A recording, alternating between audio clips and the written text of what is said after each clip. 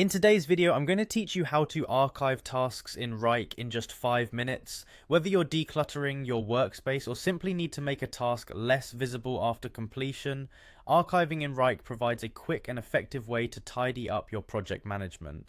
Let's dive right in. To begin, you'll need to log into your Wrike account, open your web browser and navigate to the Wrike homepage. Once there, locate the Login button. Usually it's prominently positioned on the top right corner of the screen. Click on it to proceed to the login page. Next, you'll see several login options. For a swift and secure login process, we recommend clicking the Google button if you've integrated your Wrike account with a Google account. Click on Google and a new window or tab will open, displaying your Google accounts. Select the account associated with your Wrike account. If prompted, enter your credential details and you'll be directed to your Wrike workspace. Now that you're logged in, head over to your task list. Once there, locate the task you wish to archive.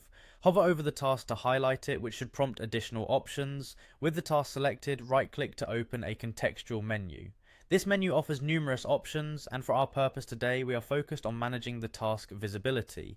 Within the right-click menu options, find and select Delete.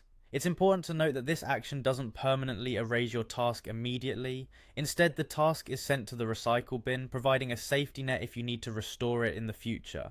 Essentially, this step performs a soft deletion, allowing you to archive the task effectively by decluttering your workspace while preserving the ability to retrieve it if necessary.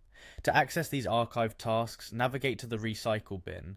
This is done by clicking on your profile photo located in the top right corner of your Wrike workspace. From the drop-down menu, select Recycle Bin.